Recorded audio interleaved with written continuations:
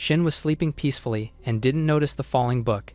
It slammed right straight into his face, waking him up. He got up, wondering what was going on. That was when he remembered that he had encountered an accident while investigating the ruins. He looked around frantically, wondering if he was rescued. He then saw his own reflection on the mirror in front of him. He pointed it in surprise, wondering why his face was like that. He checked his body underneath the blanket and found out that it was different. He was surprised, wondering if he transmigrated. In his previous life, he was a young archaeologist. He was drowning in thoughts when he noticed the books beside him. He picked them up, wondering what kind of books they were. Suddenly, his hands began emitting a bluish energy. Memories of the ice field, city, and beast masters suddenly came rushing to his mind. He figured out that they were the memories of this life. He looked at the window, confirming he indeed transmigrated.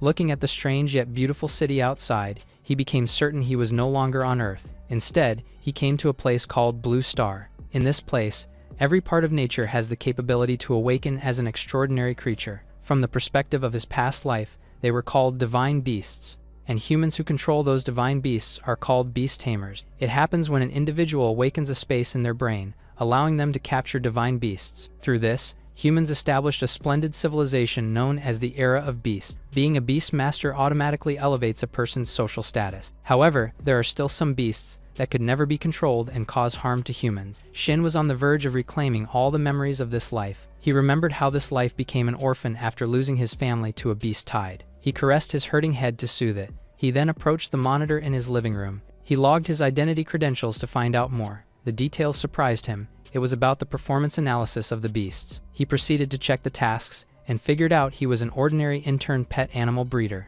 Picking a notebook from the floor, he realized why he was doing these odd jobs. Opening the pet beast loan application form, it was to become a beast master. He sighed, thinking how unfortunate his financial situation currently is. He proceeded to think about completing the task of feeding the snow wolf. Relying on his memory, he knew how dangerous this task could be. However, he thinks it shouldn't be a problem. He had a beast tamer ability of telepathy, which allows him to communicate with beasts. With this ability, he can get along well with creatures. This ability is also popular in pet breeding and research. He knows that he can get along well with snow wolves with this ability. He decided to close his eyes and practice the ability first, but when he opened his eyes, he was surprised to see a book in front of him. He was delighted. It was actually his second talent. The book opened by itself, revealing the ability called Skill Map Learning. Shin browsed the book, still unable to believe he had a second beast master talent. When humans awaken, the most popular talent is the enhanced type. It can strengthen specific types of pets, widely regarded as the most common combat ability.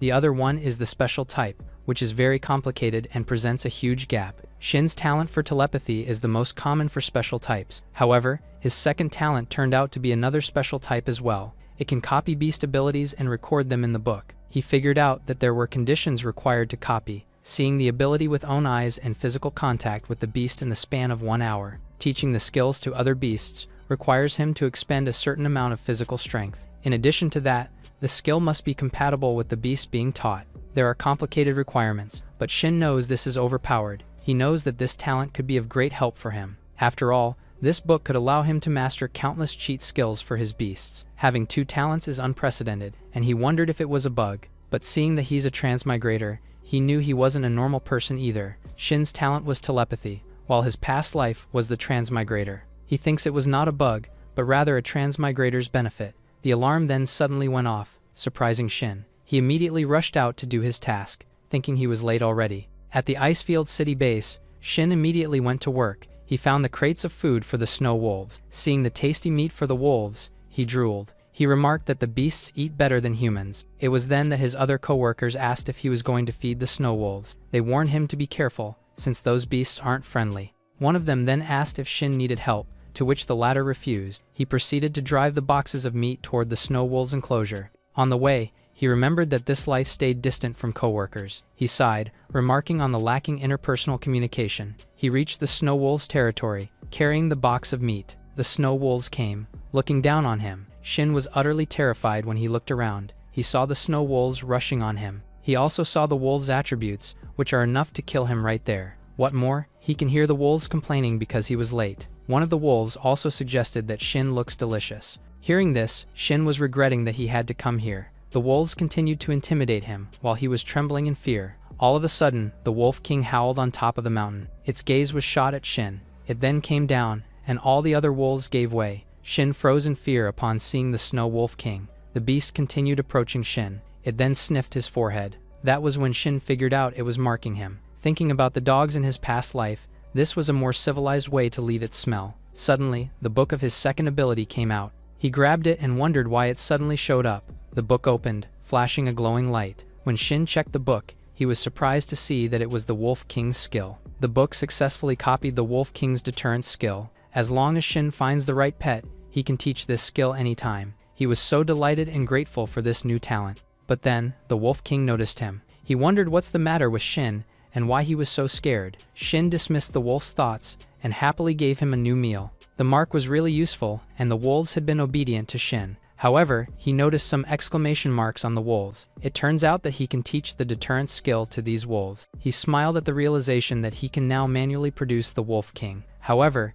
casually teaching skills like this is bound to cause problems. He sighed, thinking he should finish his work first. After feeding the wolves, Shin packed his boxes and left. He went back to his scooter and drove back. On the way, he saw a blue-backed eagle flying in the sky. He learned that he can also teach the skill to this beast. He realized that he can also breed bird kings with this ability. As he continued driving, he really felt the urge to try teaching. On the way, he saw a billboard showing a discounted price for the Iron Eater Panda. It was a beast that offered strong potential with its hardening skill. Despite being mixed with a medium race, the iron-eating pandas are rare and valuable. With its limited level and race, he can afford the beast's discounted price. He can only imagine the result if he teaches it with deterrence skill along with perception and acceleration skills. However, there is still one problem remaining. He can never pick up the Iron Eater cubs he reserved without a breeder certificate. He can only get that certificate upon internship completion, so he moved to the next job. Shortly after, he arrived at the green cotton worm test area.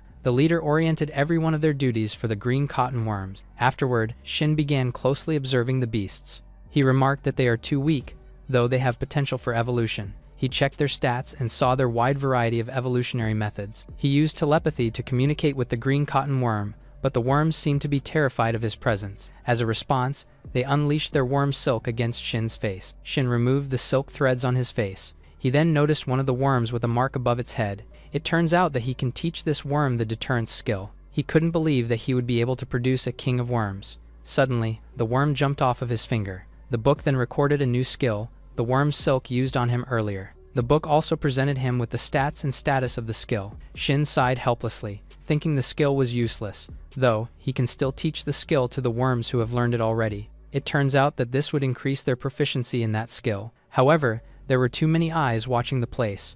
Back at his home, Shin made a recap of the pet animals raised in the breeding base. However, there were no perception skills that he wanted to copy. The awakened skills of the cubs are low level, so there was no value in copying. He didn't know if there was a limit to copying, so he thinks that he needs to be careful. He then remembered the high proficiency and treatment skills of the Dandelion Infirmary group. Aside from the large number of wild pets, there are also many beast masters. He smiled, thinking it was time for him to switch goals. He immediately headed to the infirmary in the dormitory. He held his hurting wrists and called out to the doctor. Dr. Vivi asked what was wrong, to which he said he accidentally twisted his wrist. Vivi told him to come over and let her check it. She diagnosed that it was a simple accident and not a severe one. She then assured Shin that she will deal with it for him. She then waved her hands, summoning a sigil in front of them. Shin was all smiles upon seeing the beast.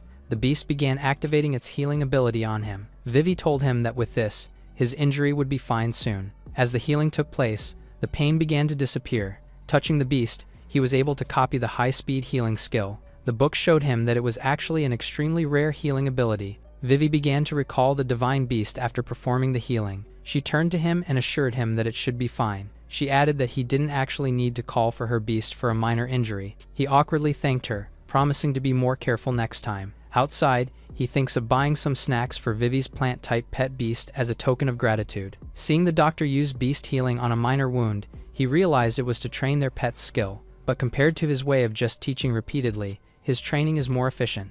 As he sat down on his bed, he realized that the doctor just now was a trainee beast master. He laid down, thinking of participating in the unified assessment of the Beast Master Association. He slowly drifted to sleep, wondering how long it would take to finish apprenticeship. After 3 months, The collection of his skill books has reached the upper limit. He managed to copy the supervision skills of the blue-backed eagles. The absolute sleep from the sleep demon beast allows for increased recovery speed. With these skills, he knew he could save a lot for treatment costs for pet injuries. Reaching his limit for copying, he decided to develop some special beast taming talents. He began to meditate so that he could increase his beast master level. The stronger the space for controlling beasts, the higher the level of beasts that can be contracted. Shin concluded his meditation and stood up. He then whipped out a piece of paper. It was his pet breeding internship certificate. With this, he hopped on the bus to pick up his Iron Eater Panda.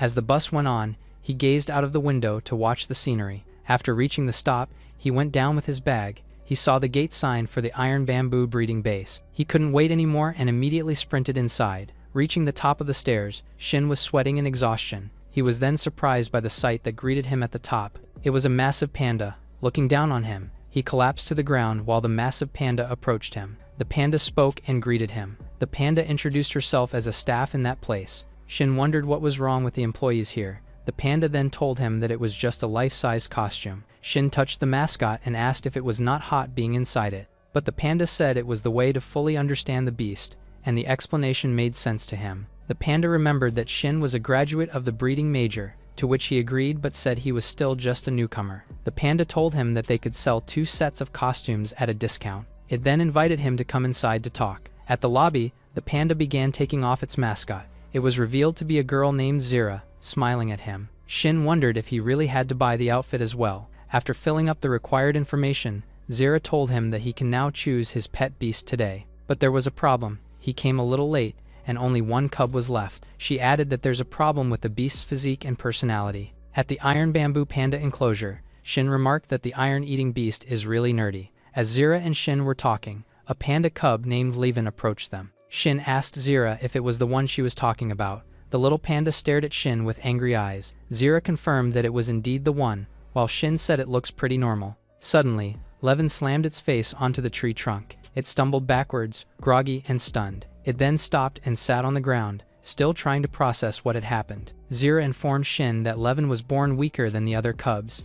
It also turned out that this cub was a late awakener, and because it was a late awakener with poorer talent, it was picked out. This was the reason why the normally docile iron-eating beast became hostile. Levin had become so disciplined and trained hard to improve its skills. However, Zira can recognize that Levin was lacking talent. Shin asked if its talent was really that poor, to which Zira assured him that it can quickly grow once put in pet cultivation space. She added that such a self-disciplined iron-eating beast is actually very rare. Hearing this, Shin immediately agreed and said he wanted to pick Levin. He thinks that the cub's hard work plus his skill would be a perfect match. Zira then asked if he had decided yet, to which Shin confirmed and asked if there was any discount. Zira said no, but offered him an extra month of Iron Bamboo as a bonus. Shin was so delighted as he expressed his thanks. Zira came to Levin, saying it had been finally chosen by a beast master, but Levin seemed to not like it. He expressed his dislike of becoming a slave, and said he will grow stronger himself. He roared, saying he has nothing to fear and doesn't need a master. Seeing the cub resisting, Shin was relieved that it was energetic. Zira restrained Levin, pinning him to the ground. She explained that his growth would double once he made a contract with a master. Levin listened intently, and heard that he'd have a richer food and shelter. The little cub then looked intently at his new master, thinking about the food and shelter. However, Shin knew he was tight on money. Not knowing that, Levin was excited to form a contract with him. Zira flashed a thumbs up, successfully convincing Levin. She explained that this cub had been intelligent from an early age. Shin looked down on his first ever beast, while Levin looked back with a hopeful expression. Shin asked Zira if he could sign the contract now, to which she confirmed. Shin knelt down and began activating the contract for Levin. The latter was then enveloped in swirling green lights. He was a bit skeptical as the contract proceeded, but Zira told him to take it easy and do not resist. Shin continued the activation of the contract, while Levin looked intently at him. He finally let go and allowed the contract to permeate his body. After finishing the contract, Shin felt a bit tired, but then, he suddenly felt a warm sensation from successfully contracting the beast. It was as if his fatigue was instantly restored. Zira congratulated him for the successful contract. Meanwhile, Levin was chilling inside Shin's pet space. The book informed Shin of the new beast contract, increasing his value. He thinks of getting the power feedback from the beast, like how Zira suppressed it. Suddenly, Zira noticed a shift in his mood and asked what's wrong. Shin told her that he feels a bit uncomfortable after the contract. Zira said that it is normal for the first time, and he'll get used to it. She proceeded to inform Shin of the do's and don'ts for Levin's food. Hearing this, Shin said he had a request. Zira pouted and asked what it was, to which he told her that he wanted to visit here to learn more about the beast's environment. Zira said there is no problem and they can come back to play with Levin. Hearing this, Shin was so delighted that it felt ominous. He came out of the breeding base, thinking about nurturing and teaching skills to Levin. He headed to the empty backyard behind his house, thinking of it as Levin's training ground. He summoned Levin immediately, asking him to clean with him. Levin wore an energetic expression as he came out. He slowly walked towards Shin, then rubbed his cheeks on his master's palms. Finding his beast cute, Shin decided to do the cleaning by himself. He then told Levin to come as he will teach him the hardening ability. Levin looked at him, curious at what he would do. Levin successfully learned the hardening skill. Shin was confused, while Levin began striking different poses in utter delight. Seeing how fast he learns, Shin was satisfied and caressed Levin. He proceeded to ask the beast to clean the yard with him, but the beast didn't seem too enthusiastic to do so. Shin set aside the idea and planned to repeat teaching Levin the hardening skill. Since it is an entry level yet, Shin would have to train it with Levin to become proficient. But with the book of skill map, the 1-month duration would be drastically shortened. The only issue that makes him hesitate is the consumption of his physical energy. He planned to test the lowest skill, Silk, first, but it was not compatible with Levin. He was wondering where to find test subjects when he suddenly noticed something. There was a green cotton worm perching on the tree branch. He immediately ordered Levin to grab it down gently, but Levin seemed disappointed that it was not much of a challenge. Still, he charged forward to capture the worm. He leaped up into the tree, then slashed down the branch where the worm was sitting. The worm fell down crying, but Levin was able to catch the worm in his paw. The worm stared at Levin with a pitiful look, while Shin ominously commended Levin for a job well done. Seeing his sinister appearance, the worm was utterly terrified. It jumped off from Levin's paw to escape, but when it looked back, it saw Levin and Shin staring at it like predators. Shin immediately moved, not willing to let the worm escape. With his palms, he cupped the worm on the ground and captured it again. Shin grabbed the worm in his hand, and it suddenly attacked him with worm silk, but he did not bother because its attack was too weak. He asked the worm to be obedient or he would feed it to Levin. The latter looked at the worm drooling while thinking if it was edible. Shin stared at the worm and the worm skill panel showed up. He opened the book of skills and decided to teach the worm the same skill. The worm glowed in his hand, its eyes suddenly widened as it absorbed the energy. As the teaching continues, Shin feels so tired because it drains him. His eyes suddenly widened in shock, recognizing the second pattern of the teaching. The worm started sprouting worm silk around. It suddenly became a little aggressive. It jumped off from his hand with silk, then looked at him and attacked him with silk, tying his hands together. Shin became delighted upon learning that it was successful. The worm's strength had improved, but it was still weak for a human. He patted its head and reminded it to take it easy. He grabbed the silk, saying that it was already comparable to the cultivated green worm. He also realized that aside from skill improvement, its level also improved. He opened the skill book and looked for another skill to try. He was surprised to see that the skills were in cooldown for 8 hours. He realized that it was for him not to be drained for teaching another beast. It was a protection set for him to have his rest. He learned that a non-level skill requires 8 hours, and low level requires days to cool down. He then wondered about the cooldown of higher levels. He then decided to consider some food and supplements to easily recover. His gaze landed on Levin and decided to let it train first and wait for the cooldown. Shin told Levin that he will prepare dinner first, making him drool. He bid his goodbye and urged Levin to rest first,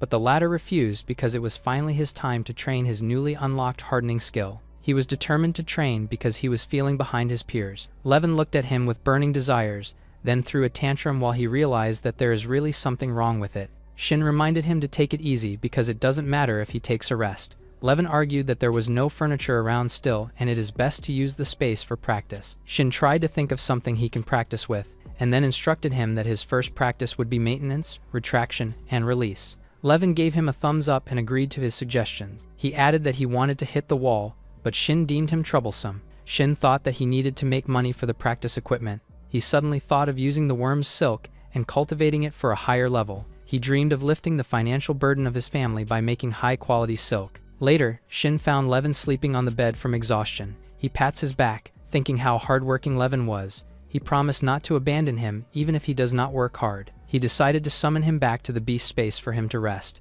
He laid on the bed while being devastated for not having a phone or computer. He threw a tantrum by not having a giant panda pillow. Later, the worm silk suddenly hits the leaves. The worm worked hard to gather some leaves so that it has something enough to eat. Worm was surprised when someone suddenly barged on the door. It was Shin, full of energy and enthusiasm. He opened the book of skill and found out that the cooldown has reset. He decided to try teaching Levin hardened skills today, but first needed to look at the supplements he needed. He let Levin sleep first as he headed out to buy the things they needed. Shin greeted the worm. After forgetting it, he noticed some leaves rolled by the silk. He also noticed how strange it was. He went out of his house thinking that other worms go for nutritious food. But the worm he got does not have any pursuit of evolving at all. He noticed the worms on the sidewalk, eating the oranges. He decided to pick out some plants and fruits for the worm to improve its food. The sidewalk plants are free and abundant, and he can't let his worms die of starvation. Shin noticed how different his world was from the world he woke up with. He saw a car being moved by the beasts. He deemed it great because there will be no pollution on their planet.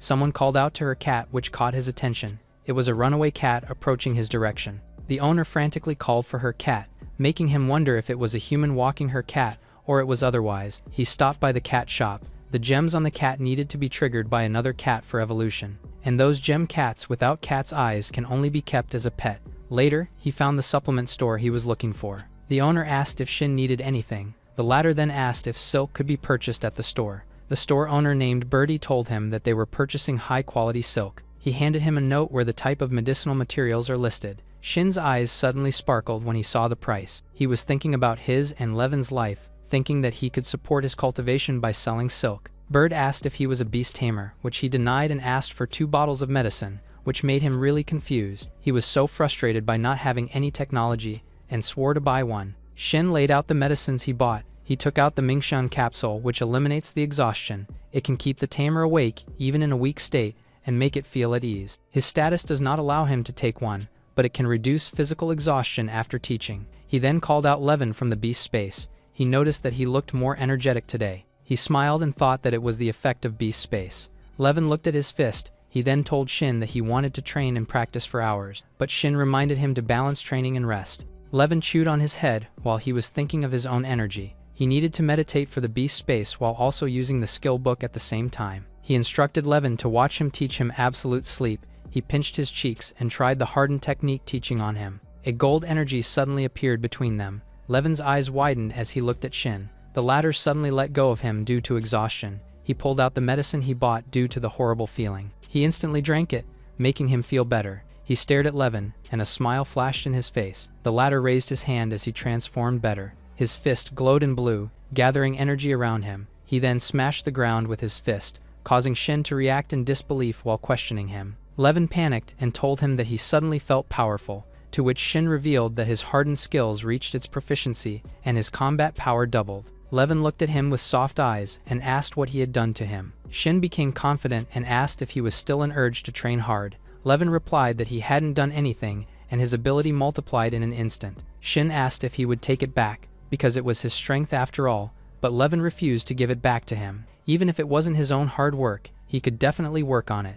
In order to punish himself, he swore to work 24 hours to make up for it. Shin bowed down because of Levin's high discipline. The latter began training, while Shin was reading the skill book to study. The skills were in cooldown for 24 hours, so he had to rest for a day to use it again. He looked at Levin as his strength doubled in an instant. His longest time is half a minute, and his speed also improved. He thought about Levin's training content being the hardening weapons for offense and defense, and to train Levin's hardening strength is to buy training equipment. He was thinking of Levin's consumption of his energy. Their strength determines the restrictiveness of the beast space, while the scale determines how many beasts a tamer can contract, and the environment is for the growth of the beast. But in terms of environment, he wasn't worrying about it because Levin was raised in a breeding base. He wasn't planning to get a second beast yet, so his top priority is Levin's environment. With his assistance on Levin's self-discipline, he was sure that he would grow shortly. But the food consumption will also double because of that. But he did not mind it because he was investing in Levin. Back in the house, the worm kept eating its food, while Shin was meditating for the beast space, because the transformation of the beast familiar space is almost the same. He opened one of his eyes, noticing how self-disciplined Levin was today too. The next day, a loud bang on the door echoed. The vendor delivered the alloy steel he ordered and told him to return if there is a quality problem, but Shin only bid his goodbye and let Levin handle it. He was gonna summon Levin when he felt something unusual about it. Levin suddenly showed up with a cape. He landed on the ground with his fourth awakening transformation. Shin smiled because he did the right thing to improve Levin's environment in beast space. He raised a thumb, telling him that he will buy good food to celebrate. He also added that hardening intensity training can start now. Levin asked him to hit him hard, but he reacted in surprise. Levin smiled and told him that he wasn't afraid of pain, but Shin refused because he just can't hit him. He then pointed to the alloy steel he prepared and told him that he can smash it. It prompted Levin to instantly dive at the alloy steel with a fist form in his hand. Shin also pointed to the tree, then to the roof to help him train. He told him to harden his body and jump from those. He gave him a thumbs up, saying that it was his fall training method while increasing the intensity of his training. Levin embraced his arms and praised him for being a genius. The worm, minding his own business, suddenly widened its eyes, because he noticed how Levin broke the alloy steel with its punch. After breaking it, he stood proudly in the middle. His gaze landed on his hands, noticing that there were small bruises. He instantly used his healing ability to make up for it, causing him to cheer on the inside for a fast recovery. He then grabbed another alloy steel to continue training. Listening to the noise he made, Shin realized how the training was because Levin's own skill is at a proficient level. Because alloy steel plates can enhance hardening strength, and it can also serve as a food for Levin. On the other hand, the green cotton worm also reached its fourth transformation, making it suitable for a promising future ahead. He smiled at the Mingxian capsule he bought because he was able to train both beasts at the same time, and the consumption of using the skill book is equivalent to exercise. He went outside and watched Levin with his awakening level 5. His hardening skill can now flow freely and be used anytime, while the worm's silk proficiency is at expert level with awakening level 4. He decided to test the result of the training. He then instructed Levin to rest and eat more because they will enter actual combat. Levin gazed at him in confusion and asked about it. For Beast, their growth relies on the food, training, and fighting. For Levin and Shin, they only needed a battle for evenly matched Beast with rules. He decided to keep themselves away from life-threatening place and train more. He looked at the map and thought that they'll be able to go farther soon. To become an official beast tamer, they needed to go a field survival training, so it was inevitable. He went inside the bus, dismissing the thought and relying to more safe one. Shin arrived in front of the arena. He entered inside and asked for an introduction on how to play the battle. The receptionist told him that they provide battle venues and he could choose a selected or random battle. For agreed battle, it needed an advanced booking, while the latter is just the information needed. The random battles is divided into two, which relies on the master and the beast's level. But no matter what type of battle it was, it requires 100 yuan to play. Shin found out that it was too expensive to join, but it seems reliable because there were a lot of fees to consider. But the receptionist told him that there were gambling contract. The one who loses will pay the fee instead of his opponent. Shin instantly chose the random battle and give out Levin's information. He was sure that they won't lose on high race beast, so he had done it to save money. The receptionist then asked him to fill out the form. Shin handed back the form and asked if there were additional bet, but the receptionist told him that there wasn't more included. She then handed him the card number and told him that his number would be flashed if he already had an opponent. Shin then walked past through other player. On the other side, the guy named Kai was handling boxes. He was thinking that his classmates were too weak for him, so he gambled his way to the battle arena to meet someone who can teach him more. He fixed his glasses and arrogantly claimed that he was an honor student. He was sure that he wouldn't lose to anyone. The speaker announced that it was Shin's turn on the 11th battlefield, while Kai was also being called on the same battlefield. Shin deemed that the number 11 is a lucky number. He was thinking about its coincidence on Levin's name while walking through the hall. He suddenly noticed Kai on the side, realizing that he was his opponent. A man named Bari introduced himself as the judge of number 11 arena. He explained the mechanics while Shin and Kai faced each other. Bari told him that they could start anytime and he will be the referee. And Shin told him that they could start immediately. Shin wasted no time and immediately activated his beast space. A sigil appeared in front of him, summoning a silhouette of a tiny beast. It is his beast, Levin, standing fiercely in front of Shin. On the other hand, Kai followed and activated his beast space. A sigil appeared behind him, summoning a silhouette of a beast covered in thick ice. The ice broke, revealing an ice-armored beast. The faces of the contenders were flashed on the huge screen for everyone to watch. The girl named Hershey pointed to Aya and told her that there is a battle happening. The latter seemed to recognize Kai on the battlefield. She added that Kai was her classmate and is very powerful. She said Kai is very proficient in combat using his beast, and in Aya's perspective, Levin would definitely lose the match. Given the lazy nature of Iron Eaters, she expects that Levin wouldn't have mastered its hardening. She added that she regrets choosing an Iron Eater for her beast because of its cuteness. In contrast, the ice-armored beast have 2 proficient racial skills. Aya knew that the situation would change if the Iron Eater was an adult, but Levin is obviously still a cub. Kai immediately commanded his beast to use the Ice Crack Claw. The ice-armored beast charged, its claws extended toward Levin. Seeing its skills, Bari couldn't help but commend Kai's cultivation. The ice-armored beast lunged with its claws, prompting Shin to instruct Levin to use hardening. The latter immediately raised his guard and activated hardening. The ice-armored beast successfully landed the attack, but later winced in pain after hitting Levin's hardened body. Levin stood confidently, shattering the claws of the opponent. The owner of the ice-armored beast was surprised upon seeing this. Meanwhile, Shin immediately ordered Levin to fight back. Levin leaped high up, aiming to dive down on the opponent. Kai panicked and ordered his beast to use the ice armor, to which it obeyed and immediately raised his guard to block. Levin came down, falling like a meteor, with his hardened fist, successfully landing an attack against the ice-armored beast. It was so powerful that the armor was shattered in an instant. Shin smiled confidently. He already saw this coming. Meanwhile, Kai couldn't believe that he would be defeated.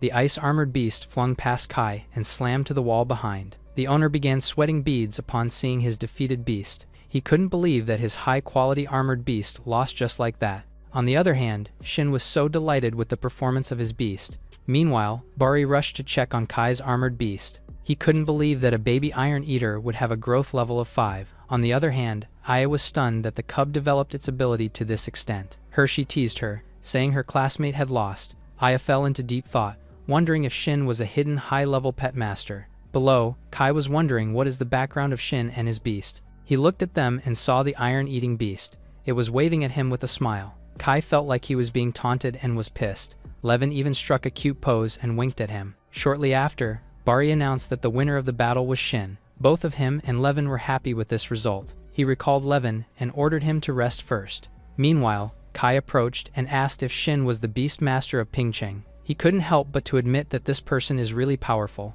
But Shin denied being that person and said that he had just graduated this year. Hearing this, both Bari and Kai were surprised. The latter realized how big of a gap he still needs to close. He deduced that Shin must be an unparalleled genius beyond the sky. Since there was nothing else to do, Shin bid farewell and excused himself. But then, Kai was surprised as he realized something. He asked Bari why he graduated earlier than him. Bari explained that it's normal for non-combat students to graduate earlier. This was a total shock for Kai. He was defeated by a non-combat beast tamer. Bari asked if Kai needed to take his ice beast to the infirmary, to which he sighed and agreed. Meanwhile, Shin was disappointed when the organizer said he couldn't fight across levels. However, the organizer said that they can provide venue rental if he knew of an opponent.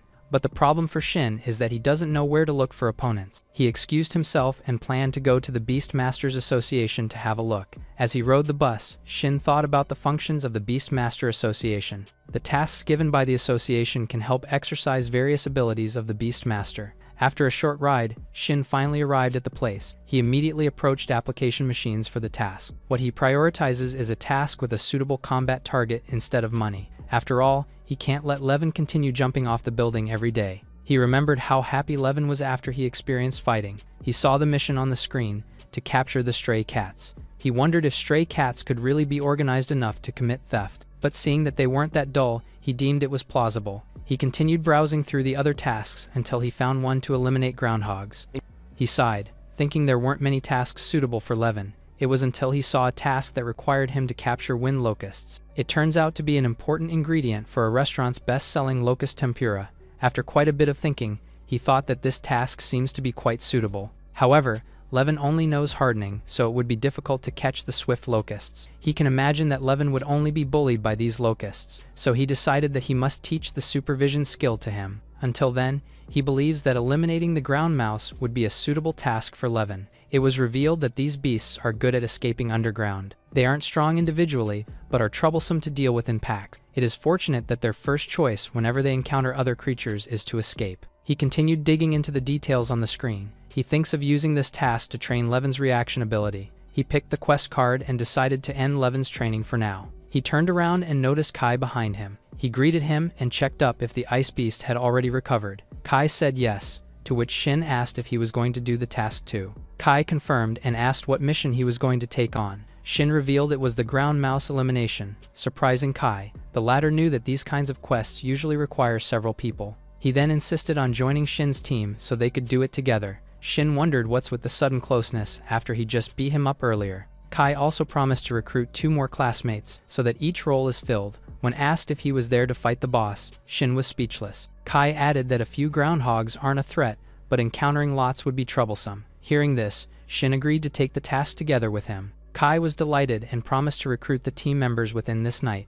Meanwhile, Kai's only goal is to see how Shin trains the iron-eating beast, which is known to be lazy. At the pharmacy, Bird was surprised to see Shin visiting more frequently. Shin said he was in poor health because of the increased number of his beast. Bird asked if he wanted some supplements. He jokingly said that he would change to another pharmacy instead. Back at home, Shin and Levin were happily munching on their dinner. Shin then called Levin to teach him a new skill. Levin seemed disappointed since he wanted his strength to come from his hard work. Shin began teaching Levin the supervision skill. Levin's eyes flashed with a bright green beam as it activated. He then rubbed his eyes afterward, while Shin was left fatigued. Levin went out to test his newly acquired skill. Upon reaching the training ground, he was surprised to see his night vision. Levin was deeply moved that his training at night is even easier. Meanwhile, Shin would have to wait another 48 hours to use the teaching skill again. He smiled upon seeing how happy Levin is. Meanwhile, at Kai's house, Kai was sitting in front of his computer while having coffee. He invited his classmates to hunt the ground rats. He then received a message from Aya, saying she saw Kai on the battlefield earlier. Kai was so surprised, he spat out his coffee. He frantically typed and asked what Aya had seen. Aya replied, saying she had seen everything that should be seen. Seeing this, Kai felt weak in the presence of Aya. The two of them talked about Shin, and Kai eventually invited him to the ground rat quest. The next day, Kai noticed that Shin didn't have a good rest yesterday. Though Levin didn't train and recklessly used his energy, he still felt fatigued from teaching him. As they were talking, the remaining members of the party came. It was Hershey and Aya.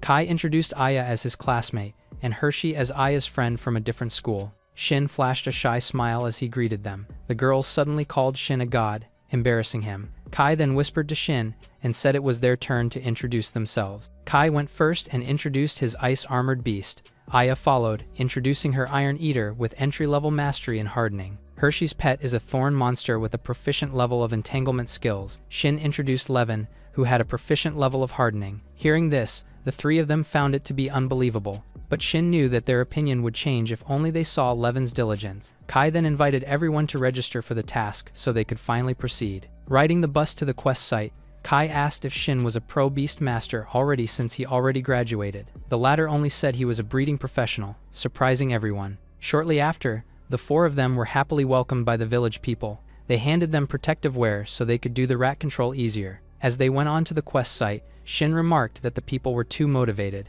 He then looked back to his teammates and invited them to summon their beasts first. Wanting to see Shin's beast, the three of them were delighted and agreed. Kai and Hershey summoned the ice-armored beast and the thorn monster, while Shin and Aya summoned both their Iron Eater beasts. Aya's beast was larger than Levin, and it was looking down on him. Aya asked Shin if he received Levin from the Iron Bamboo breeding base.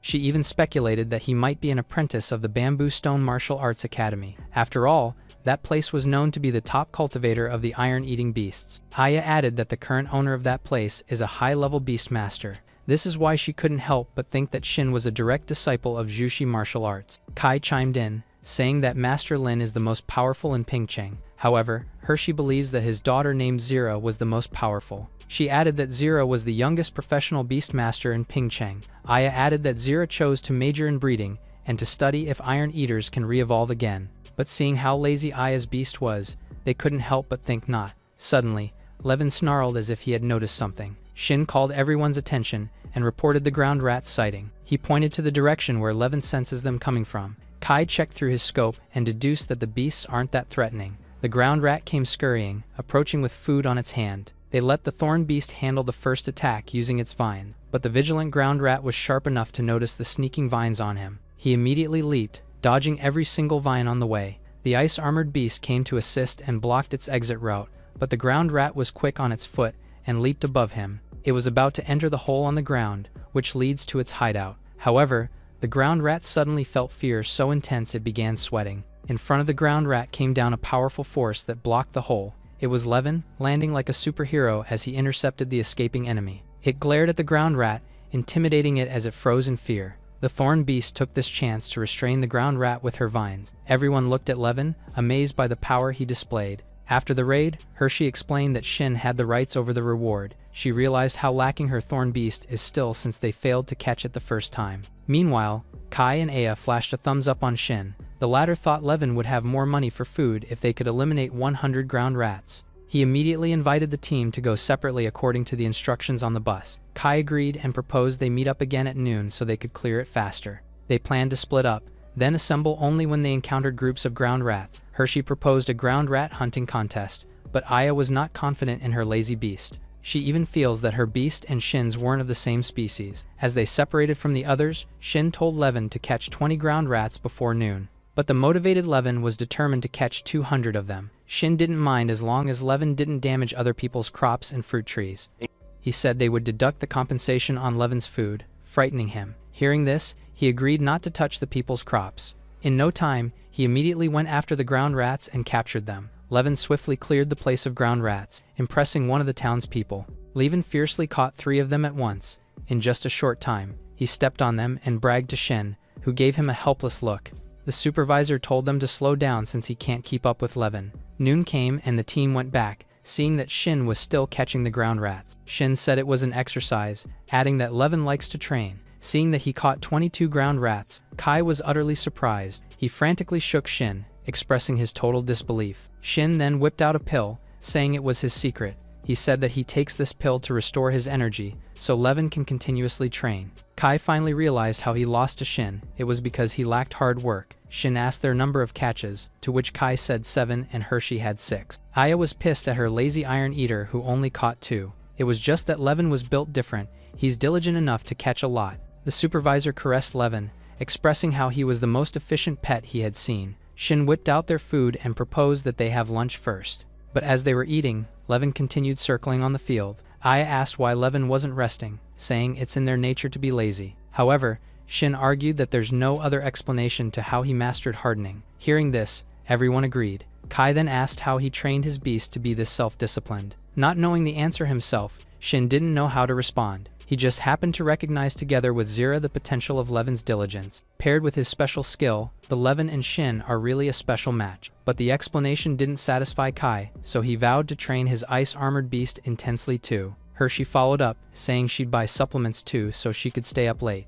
Now that he finally found out his secret, Kai wants to try it out too. Hearing this, Shin could only wish them success. Kai then asked if Shin was a professional breeder or was just an aspiring one. Shin said he was just wanting to prepare for the assessment first. He couldn't just recklessly expose his talent in fears of getting caught and experimented on. When powerful beast masters involve themselves, there will be foul play on him. He needs to be able to protect himself first before exposing his teaching talent. That's why he needs to take the assessment first to raise his combat power. Kai said that they might take the assessment together by the next term. For now, he knew that the level of their beasts does not meet the standards for participating. That's why he's confident that Shin plans to participate in the next assessment. But with Shin's dire situation, he seemed to have no choice but to participate now. However, Kai knew that Levin was still too weak to meet the standards. But for Shin, awakening to the standards was not a problem. Everyone figured out he was referring to the leapfrog challenge. Shin confirmed, saying it is easy to skip challenges for pets with high proficiency.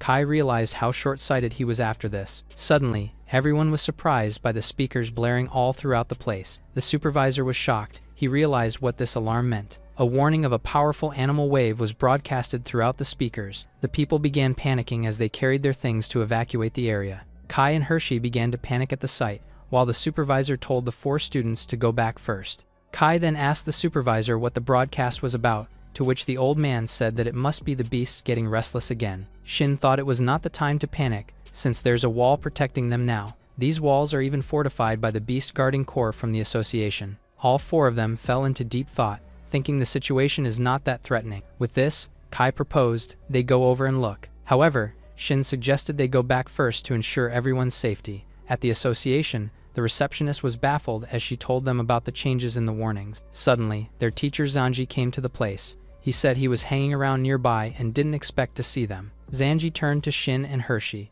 to which Kai said they were his friends from other schools. Kai then asked about the situation of the beast tied this time, but Zanji didn't find it the right place to talk and proposed they go out. While walking, Shin was making escape plans to prepare for the beast tide. Zanji explained that the protective facilities make the beast tide less severe. If the beast guard corps fails, the other cities are sure to support. He added that the beasts would be less powerful than those from 10 years ago. Shin suddenly spoke, sensing something wrong with the beast tide this time. He added that the situation now is different from 10 years ago.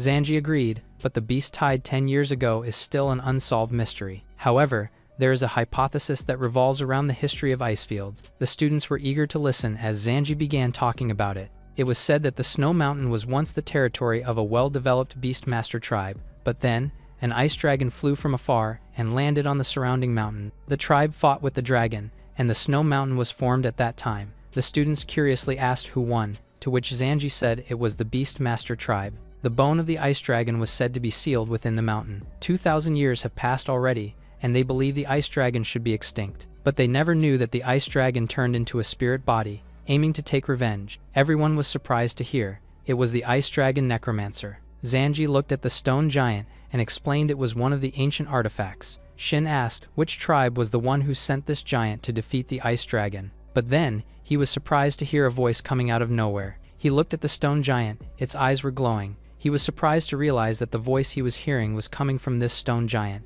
There were no traces of life in this statue, so he wonders how he can hear its voice. Hershey noticed him and asked what was wrong, to which he said that he was just admiring the beauty of the stone giant. When they resumed the discussion, Shin thought that the others couldn't hear the voice. He thought that hearing the statue's voice was the same when he was using telepathy. He wondered if this thing was enchanted and would come to life at any moment, but if it is really alive and had become a divine beast, others would definitely have noticed. Zanji cut off their discussion and excused himself. He assured the students to not worry too much, since their beastmasters are skilled enough. Kai then proposed they go back to eliminating ground rats, but Shin told him to postpone it for now. He said he also suddenly remembered that there was something he needed to do. The others asked him to have a meal with them first, but he ran away, saying it's very urgent.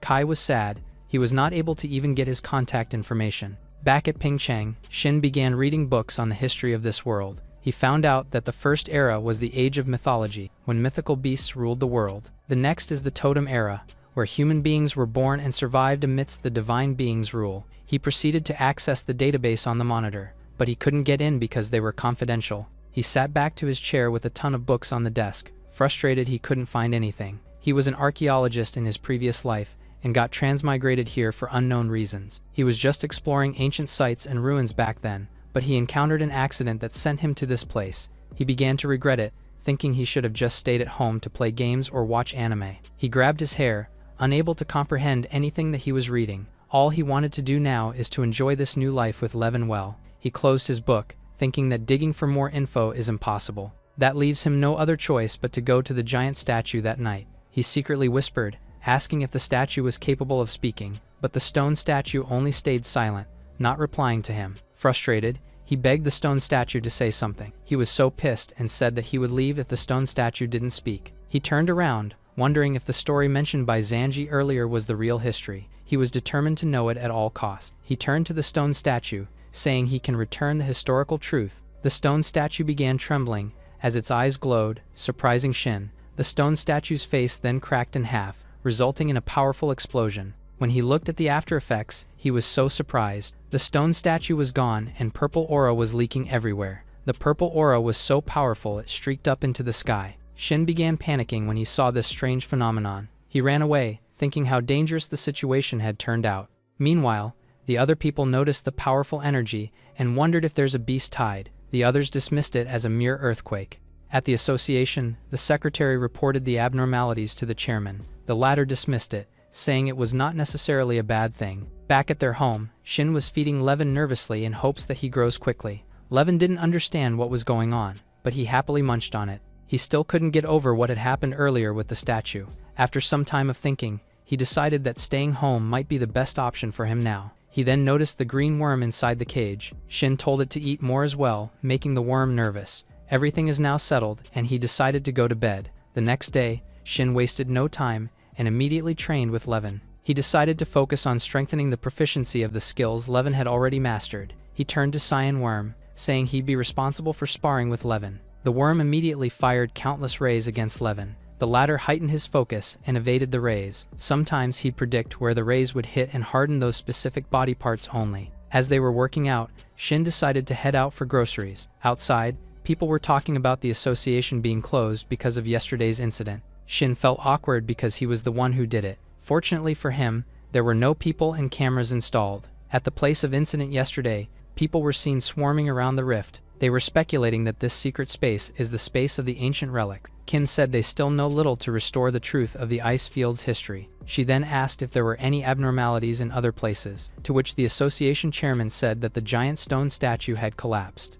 They speculated that it wasn't an accident, but someone has disturbed the traces of history. Kim wondered if there was another person who could hear the voice of history. Back at Shin's home, he was delighted that Levin had mastered all his current skills. He then went to the pharmacy, where Birdie scolded him for not exercising self-control. It turns out that Kai copied him and began hoarding boxes of supplements as well. Bird aside, remarking how competitive the students are these days. To change the topic, Shin asked why the association was closed. Bird then explained to him the possibility that Pingcheng might take off. It turns out that a secret realm may have appeared after the collapse of the statue. Shin wondered what is a secret realm. Bird explained it was an alternate dimension, just like their beast taming space. Shin was delighted that he's learning new info and asked more. It turns out that when powerful beast tamers die, their beast taming spaces remain intact and form a secret realm. Any living being can enter inside, and this space supports certain beasts' growth. Shin asked if it was from an ancient beast tamer, to which Bird confirmed. And if it is really a secret realm, it must contain rare resources or pets. Shin was skeptical of its benefits, saying there might be monsters inside. He went out of the pharmacy, thinking he might have done a bad thing after all. He went home, saying it has nothing to do with him now. He apologized to the statue, saying he might not fulfill his promise of uncovering history. He can't risk his life to do something as dangerous as exploring the secret realm. Suddenly, he heard loud knocks on his door. He was delighted, thinking they had a gift for him, but he was surprised when the voices outside prepared to demolish the house. Shin frantically told them to stop. He thinks they might have found out what he did to the statue. He opened the door, and Kim greeted him while riding her wind demon lion beast. Kim introduced herself as a member of the Archaeological Association. He was surprised to realize that she was from one of the Great 9 schools. He wondered why she'd choose to study archaeology when it has no future. Shin introduced himself as an unemployed beast tamer and invited her to come in. Kim came in and saw Levin on the training grounds. She got straight to the point and said she knew he was behind the shattered statue. She clarified she meant no harm and just wanted to know how he heard the statue's voice. Meanwhile, Levin was intimidated by the Wind Demon Lion's appearance. Kim declared she knew of Shin's telepathy, and how it only works with living beings, but there were exceptions, such as the traces of history which only a few special people can hear. And people like Shin are what they call the one who can hear the voice of history. Shin wondered if this meant that he was one of the special ones. Kim confirmed, saying their talent is essential for deciphering countless buried truths in history. She added that Shin can reveal the truth behind the ice field's history, and Kim's purpose in finding Shin is to invite him. Hearing this, Shin was utterly terrified. He does not want to work as an archaeologist in this life as well. He only wanted to earn money and raise Levin and find a girlfriend. He flat out declined and said he does not have any interest in archaeology, but Kim clarified she wasn't going to invite him to the Archaeological Society. Meanwhile, the Wind Demon Lion continued to play with Levin and Green Worm. Kim said it was a waste of his talent to join the Archaeological Association. She clarified that it was another organization who invited Shin. Those who can listen to the voice of history are rarer than the legendary beast masters. Shin thought that the organization would treat him well if he joined, so he acted magnanimous and agreed since they invited him. When asked about benefits, Kim said it would be better than the legendary beast masters. In a nutshell, this means becoming an official member elevates his status higher than a legendary beast master. If he wanted to explore some ruins, he had the power to employ a legendary beast master as a guard. Hearing all this, Shin couldn't help but feel excited. He thinks this is a great idea and imagined publishing a book about his adventures. He felt like he was floating in happiness after receiving her offer. He then asked what his responsibilities are. Kim said there are almost none, and he's usually free. But whenever there's new mythical relic information, he must be the first to rush forward and assist in exploration. These insane benefits couldn't help but make him really happy. Shin then asked what was the name of the organization, to which Kim said it was the 11th Bureau. He wasted no time and immediately joined. Including both of them, there are a total of 11 members in the Bureau. Kim congratulated him for successfully becoming a member. Shin happily shook her hands in response. But then, Kim asked if he was ready. Shin began sweating, wondering what this ominous question meant. It turns out that he still needed to pass the assessment to become a full member, and since Shin was still weak, Kim provided him with money and resources for growth. Shin was so happy and asked when the funds would arrive. Kim said they will arrive tomorrow, when they will also organize his documents. Kim further explained that only the 11th Bureau knows about this issue, and before he becomes a full member, Kim would serve as the contact between him and the Bureau. Finally realizing how important his role had become, he became nervous. Kim then explained his important task, which is to investigate the historical truth of Icefield City. Kim thinks that this would be the perfect task to see how capable he really is. After all, the fact that he heard the voice meant his desire to learn the truth was that deep. Shin then excitedly asks if he could get in touch with the newly arrived secret realm. Kim confirmed and then offered him a personal gift. She asked if Shin wanted skill cheats that Iron Eaters can use. After all, the Iron Eater cub was Shin's initial pet. But upon seeing how well-bred the green worm is even without a contract, Kim praised Shin. Hearing her offer skill cheats and evolution methods was enough to make Shin drool. He thought it was bad to accept gifts too often, but Levin looked at him pissed. He began taking the green worm as a hostage so that Shin would accept Kim's gift. When he agreed, the green worm was released and unleashed silk on Levin's face. Meanwhile, Shin was also imagining getting high-race beast cubs. Shin asked if he had to choose one, to which Kim asked if he wanted all her offers. Shin said it was so he could grow stronger quickly and contribute to archaeology. Kim then agreed and considered the promise paid in advance. As for the high-race beast cub, Kim told Shin to become a high-level beast master first. After all, this high-race beast is not something someone as weak as Shin could tame. Shin knew it made sense, so he agreed. For the Iron Eater's secret skill, she recommended him to go to the Bamboo Stone Martial Art Museum. Shin decided to accept Kim's offer and learn the legal way. He grabbed the worm, prompting Kim to ask if he would breed, and contacted it. Shin denied it by saying that it was one of the adaptable pets that he wants to cultivate. Kim gave it a thought because what she heard was right. Every researcher would choose the worm because of its short cultivation procedure. Kim offered that he could choose an evolutionary route for his worm, which made him curious. She revealed that it was low to high leadership with increasing difficulty. The first was the ice crystal butterfly with wind and ice attributes. The second was the ghost beauty butterfly with proficient assassination skills.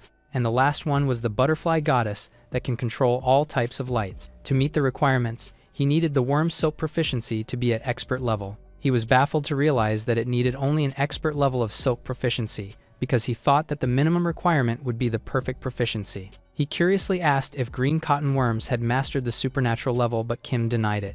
She added that he would at least wait to reach the legendary level master to do that. She revealed that someone managed to cultivate a king-level ice phoenix moth. She reminded him not to be too greedy, because it would be really difficult, but she revealed that it was possible if he managed to get good material for it. Shin looked at the worm with a smile, understanding their evolution process. He needed a powerful new racial skin for the cocoon to awaken. He also needed to provide suitable materials for the cocoon to successfully awaken it. He decided not to follow the evolutionary path and just teach the worm from the skill book. He was sure that if the skill level is enough, it won't be a failure. He aimed to use the unscientific evolutionary method. He raised his worm and chose to evolve it into the goddess of light. Kim anticipated that he really chose a harder path. Kim informed him that if he fails, the worm may be trapped into the cocoon. He handed him the detailed guide for evolution. The first guide would be its proficiency level or higher level worm silk. He also needed the immature heart of light and other glowing materials. After the worm eats all the material, it will turn into a cocoon.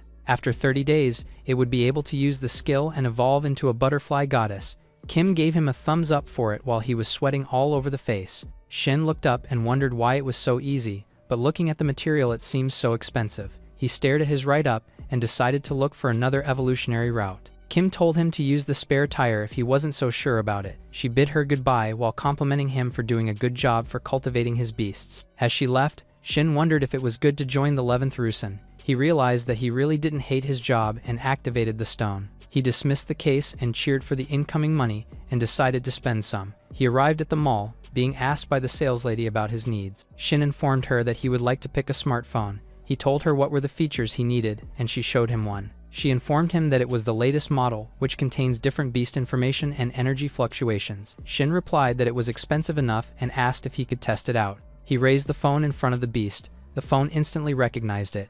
It showed him every piece of information the mechanical dog had. He noticed that its skill was really high, and he wouldn't be able to copy it. The dog's level was just one step away from being legendary. He was really optimistic about the phone's pet identification function, because it wouldn't be hard for him to gather information in the future. He trembles because the phone was good, but it was too expensive. He raised it high and dismissed the thought of spending. He presented it to the saleslady and told her to get him one. Shin went to the store, thinking that Levin had had enough iron bamboo as a meal. He checked his phone while he was in front of his suspected good food. It was the iron heartwood, which can strengthen the hardening ability of Levin. However, it causes overnutrition in the cub, but when it comes to Levin, it doesn't even exist. He noticed a more advanced supplement but dismissed the thought anyway. He lay down at home while holding his phone, being happy that he could finally watch the news about Beast's familiar association. The ruins of Pingcheng suddenly opened an opportunity. He got up to bed in excitement, thinking that there were monsters in there. He also noticed that it requires to have a certain actual combat capabilities. His attention shifted to Levin and Worm.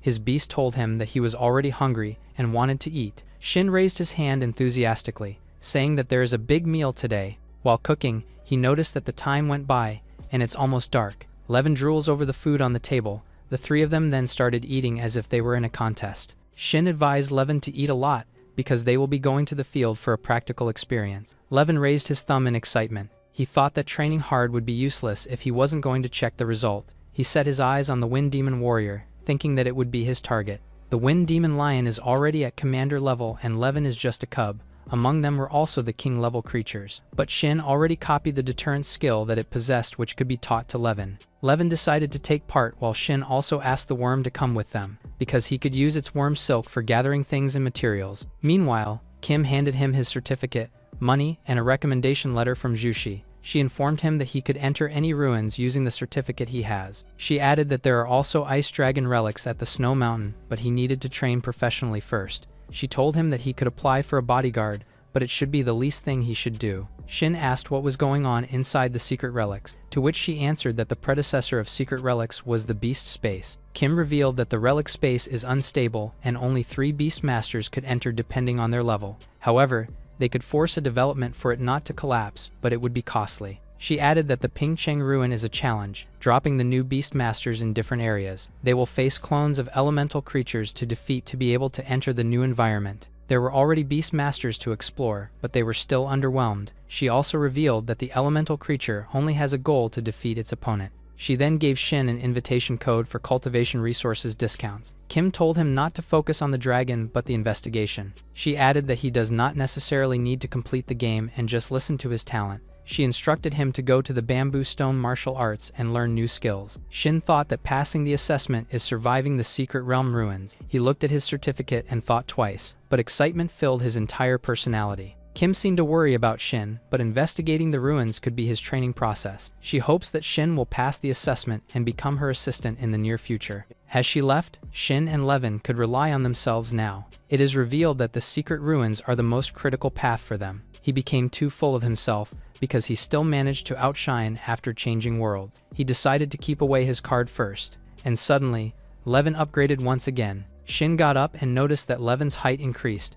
Levin has grown a lot bigger compared to when he was still at the breeding base. Shin congratulated him by bringing him food to eat. Levin and Worm started eating in front of him as he took out a phone to check them. Levin turned level 6, and Worm turned level 4, prompting him to think that he should sign them up for assessment. At the Beastmaster Arena, Shin noticed that there were a lot more people than before. It was revealed that they will send potential Beastmasters to the ruins to train. The 2 guys in front knew how rare it was, so the people really signed up for it. The receptionist told the Beastmaster's training will be at Tianming Mountain and will be held for 3 days. Shin smiled and thanked her for the information. The registration fee for it would be 10,000, but it was sure worth it. 3 days later, Shin found a lot of people waiting outside. Someone suddenly called him out, which scared him to death.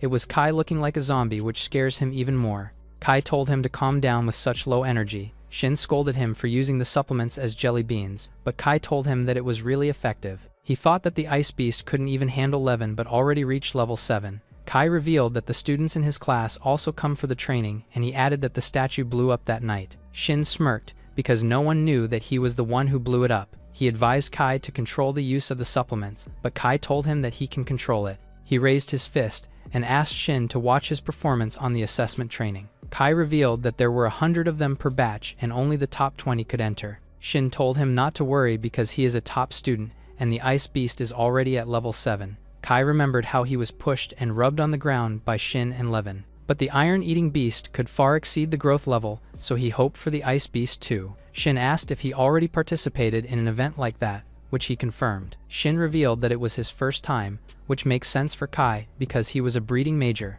It was his first time coming to a dangerous place after transmigrating. He became restless but still excited for the excitement ahead. He asked if Aya and Hershey came to participate, but Kai revealed that they didn't. Someone suddenly called out for Kai in the crowd, so he bid his goodbye at Shin. The latter noticed the guards lined in front of him, thinking if it was the hired security. He deemed it not bad to join the corps because they have paid training by the association. One of the corps members suddenly told everyone to stay quiet. He told everyone to line up and sign the safety responsibility letter while listening to him. Wanjo, the assigned personnel, introduced himself together with 4 other professional beast masters. Wanjo explained the situation and gave them reference albums for fierce beasts. Before they enter, they will be given communication devices. At the same time, their loot will be handed to the security personnel, who's responsible for recording grades. He explained that all they need to do is to hunt as many points as possible within 3 days. Kallo and Pili seemed excited for this activity, but Wanjo told them not to let their guard down and do their job well.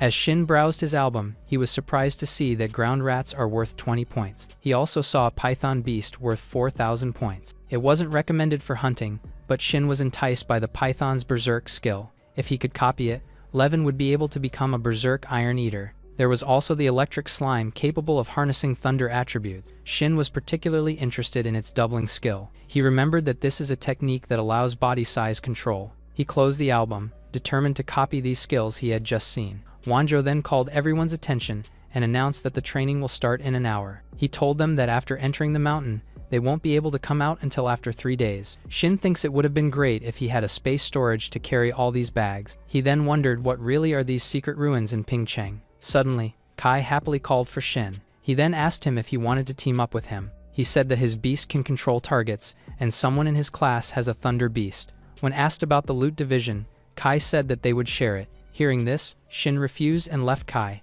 He thought that it would be more convenient for him if he went alone. Meanwhile, Kai thought it was a waste since he wanted to see Shin's new unique skills. Wanjo then informed everyone of the time and announced departure. There were mechanical bears seen hovering above the sky. Inside, Wanjo instructed the pilots to make sure the students do not drop near dangerous beasts. Shin then called for Levin, who was utterly excited. The 2 of them walked around the forest, eager to fight with the enemies. The 2 of them are headed to the Sishan Mountains for boar hunting. It took them no time when they encountered a wild boar on their way. The boar lunged at them, roaring as it charged its tusks. But instead of fear, both Levin and Shin actually looked excited. Meanwhile, the boar thinks he managed to find a nice catch today as he attacked. He continued running toward Shin and Levin. Shin warned Levin to be wary of the fangs and instructed him to attack. A yellowish energy began swirling around Levin's body as the boar approached. Meanwhile, Shin hid behind a tree to avoid getting caught up in the battle. Just as the boar was inches away from Levin, the latter activated his supervision and stared at the boar.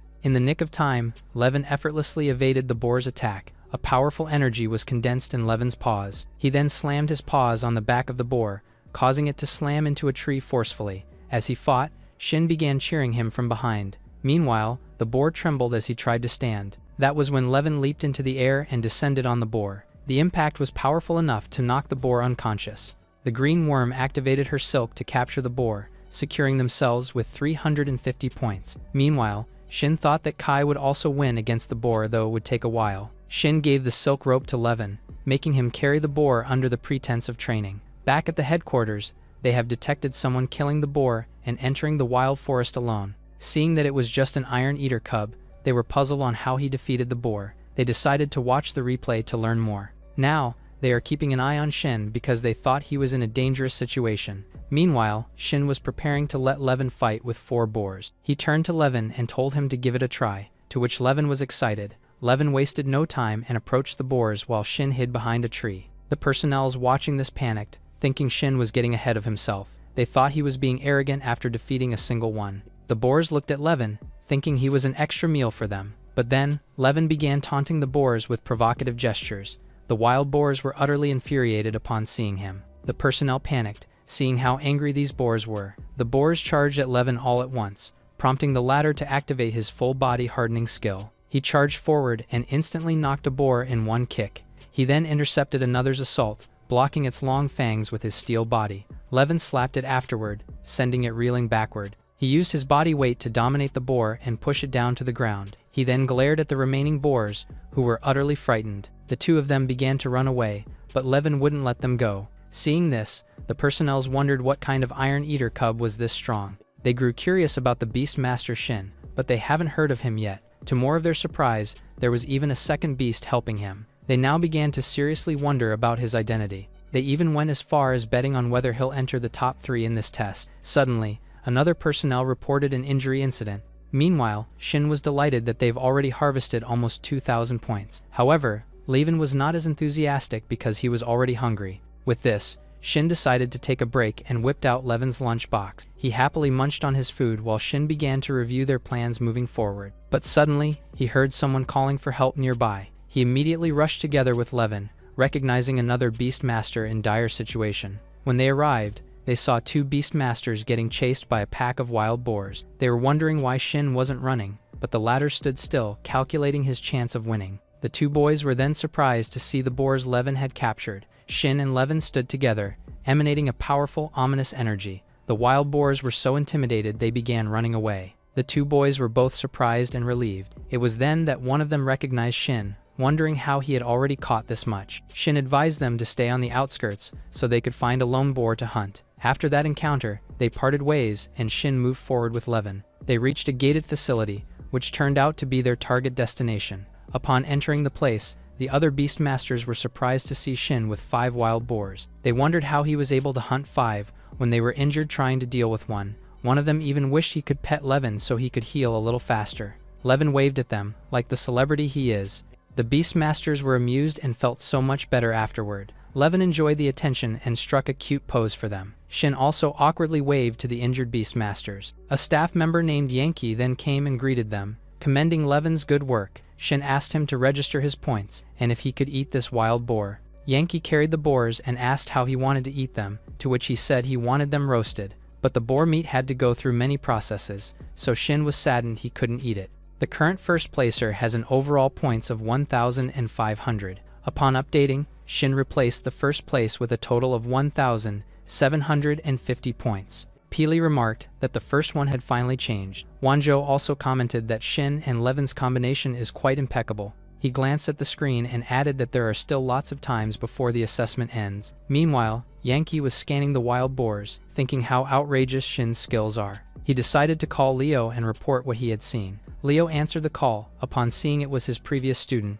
Yankee then told him about Shin, wondering if he's a junior of their Bamboo Stone Academy. Hearing that Shin's Iron Eater was just a cub yet proficient with hardening, he was surprised. All Iron Eaters in the city are from them, so he would definitely know if there was a talented beast. Realizing something, he asked again for his name. Hearing that it was Shin, he remembered it was the name of Lin's distant relative. He thought it was just a little cub back then, and he only received it not more than 1 month ago. He then asked if Shin was practicing at Tianmeng Mountain. Yankee confirmed and asked if he was an apprentice of their school. Leo said no as of the moment, but maybe later Shin would become one. Hearing this, Yankee was surprised. He immediately came to Shin later and introduced himself. He recommended Shin go to the Sishin Mountain, where Levin's diet mostly lives. He then grabbed Shin's shoulder, telling him to come with him. Yankee revealed that he was an apprentice of the Iron Bamboo Martial Arts School. Shin quietly listened as Yankee explained their school's special flame and lightning abilities. After the explanation, Shin wondered why Yankee would tell him all this.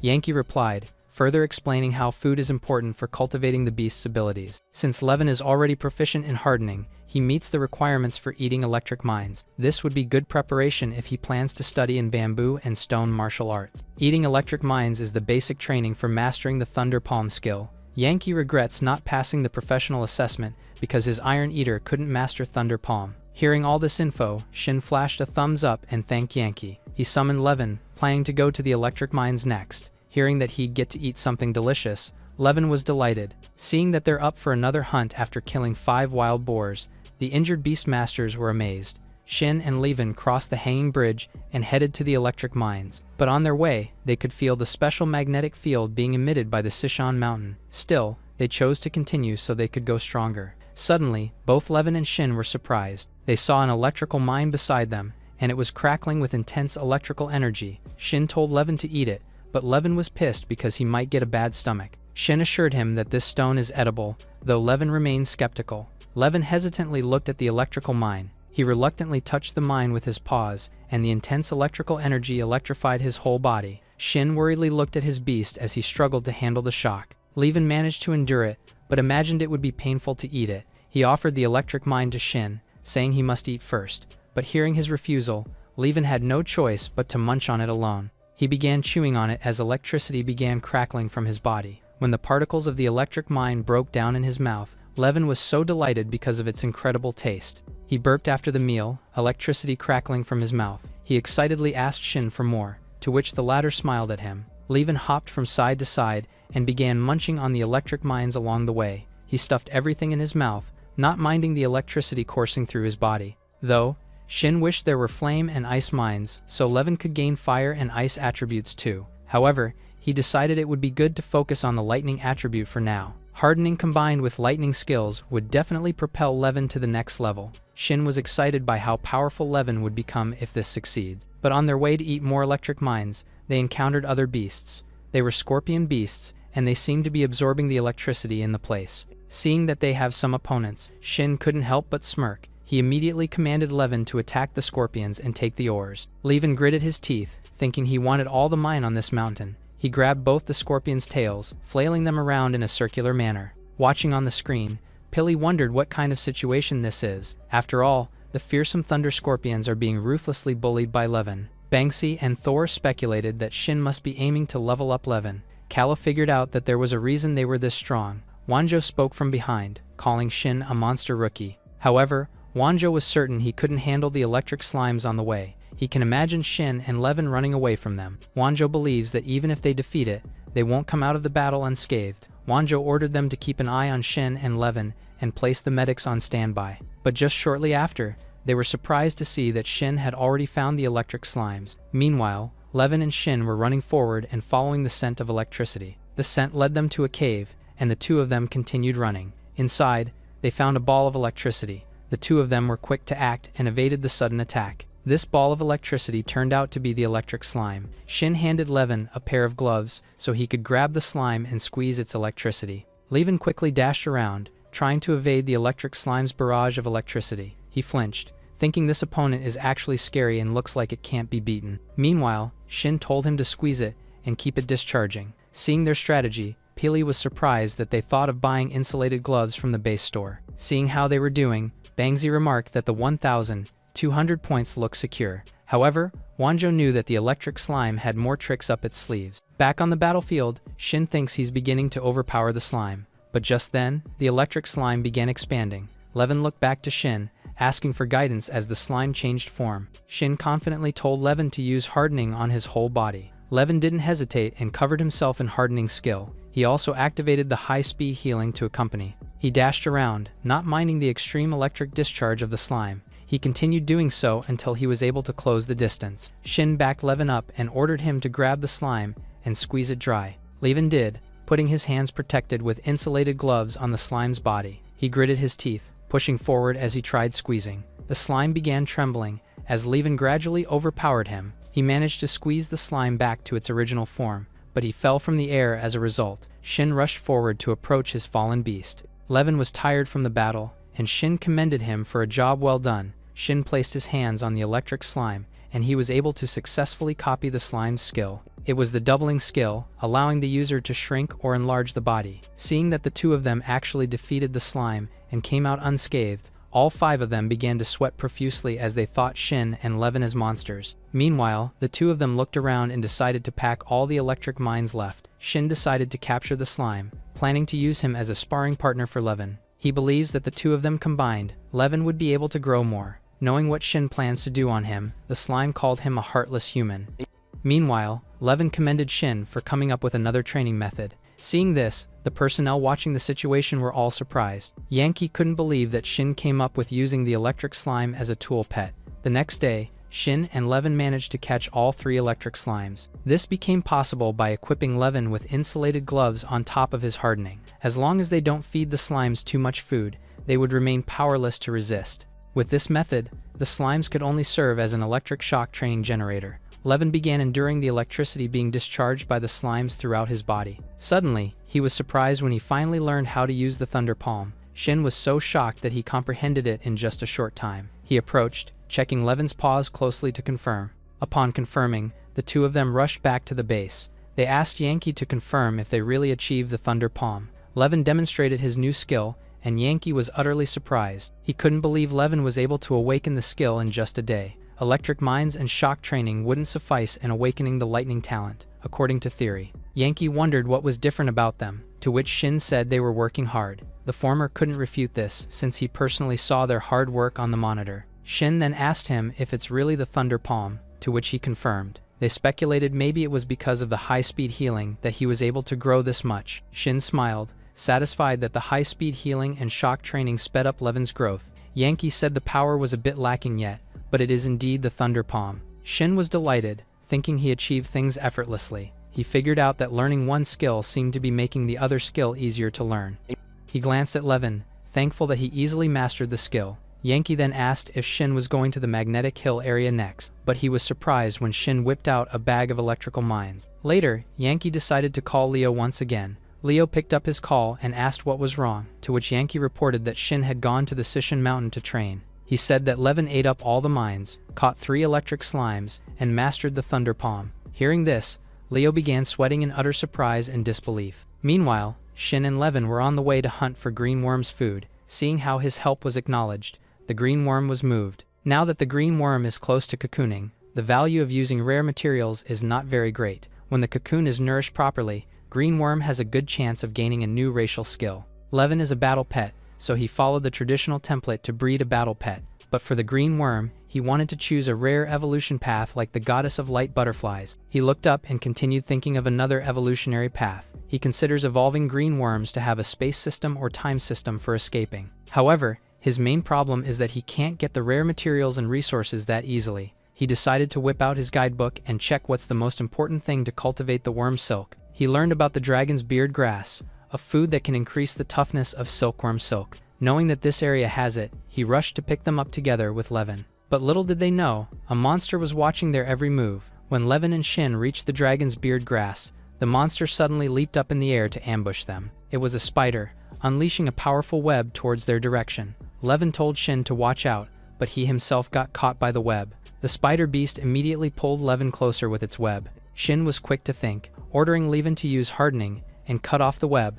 Levin immediately complied, breaking free from the web in no time. Wanting to test the power of the Thunder Palm, he ordered Levin to use it. The latter immediately approached the spider beast and activated his Thunder Palm, only to receive a powerful counterattack from the spider. Seeing this, Shin confirmed that the Thunder Palm is still an immature skill. He then ordered Levin to grab the spider when he had the chance and throw it in the air. Levin wore a determined look and stepped forward. He closed his eyes to concentrate. The spider beast took this time to attack and capture Levin once again. However, the latter was able to evade the attack in no time. He grabbed the web with both his paws, then flailed the spider around and threw it in the air. Once it was suspended in the air, Shin ordered him to use full body hardening and Thunder Palm. Levin simultaneously activated both the skills and prepared to attack. He was then surprised when Shin told him to keep launching Thunder Palm while rotating with his body strength. Albeit skeptical, Levin placed his trust in Shin and did as he said. He was delighted to learn that his master taught him a new combo move. He was able to increase his attack power as he approached the spider.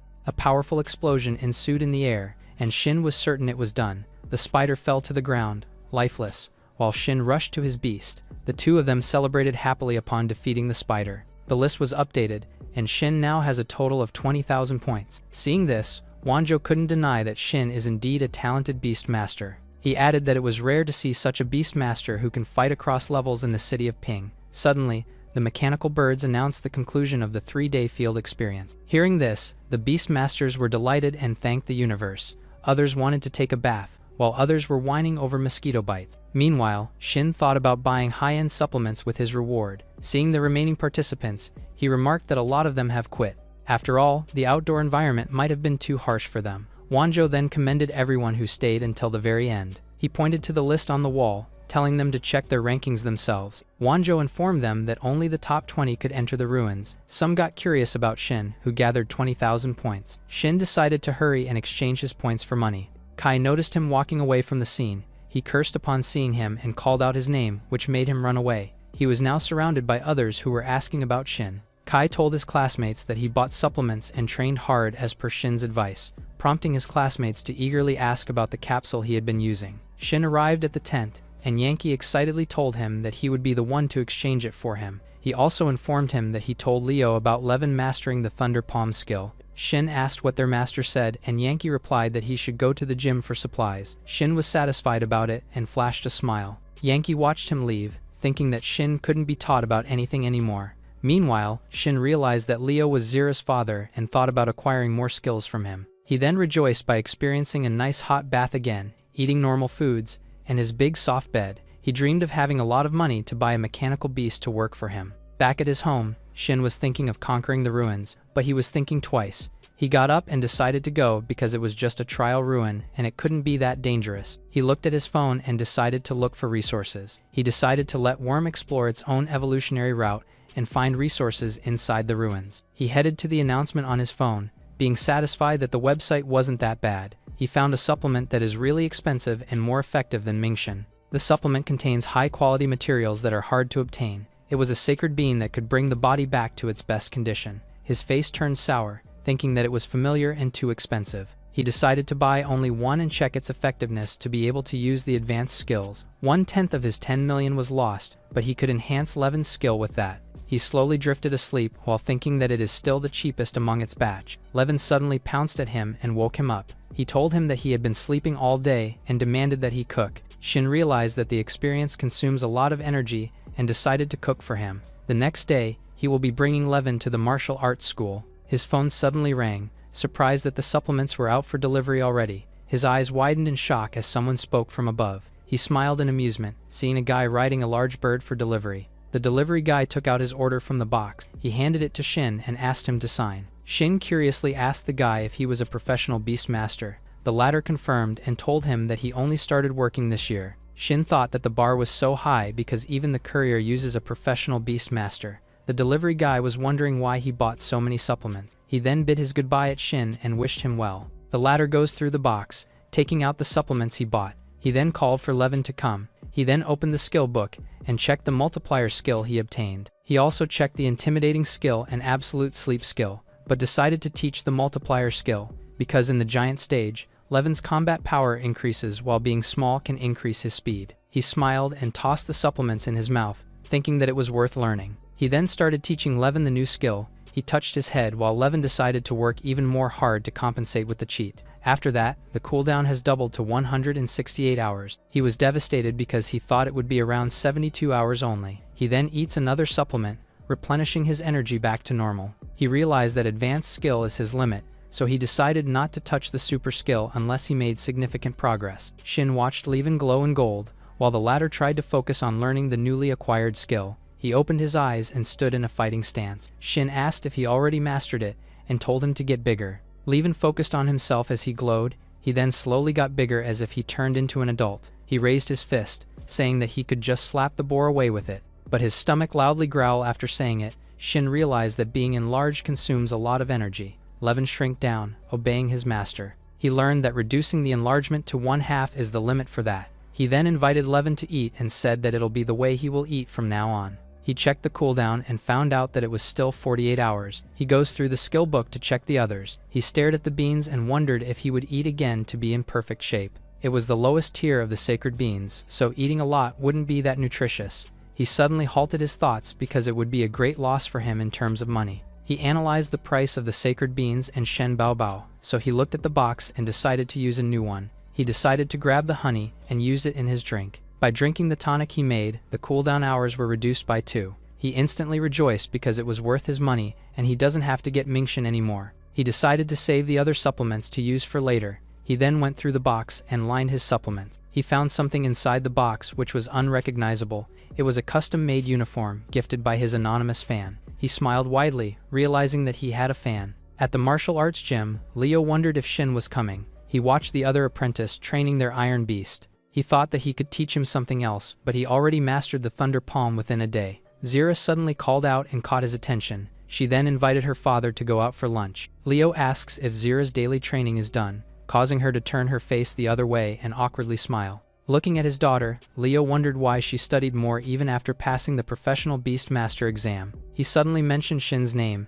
then asked Zira if she knew him personally, because she mentioned that he took the disciplined Panda. He remembered her mentioning it, but until Kim said it twice, that he realized that it was the same person. Zira suddenly feels delighted and asks if Shin will be going to their school. He replied that he was only entrusted for Shin's growth. Zira told him that she instructed Shin to come if he had questions, but he didn't, and said that it was normal. Leo's eyes darkened and asked how it could be normal. He informed her that Shin won first place in the experience assessment. Zira found it impossible because Levin only awakened 3rd level a month ago. Leo was also baffled, but he would like to clear it by talking to Shin. He turned again to watch the Iron Beast fight in front of him, while thinking that Levin's growth was really incredible. Zira asked her father about lunch again. The latter told her that he will not be going because Shin was important. Zira suddenly mentioned the Queen Mother, asking if he was not afraid. She added that she already told her mother that they'll be going. Leo turned his back, prompting her to ask where he was going. He simply told him that he will inform Shin to come back in the afternoon.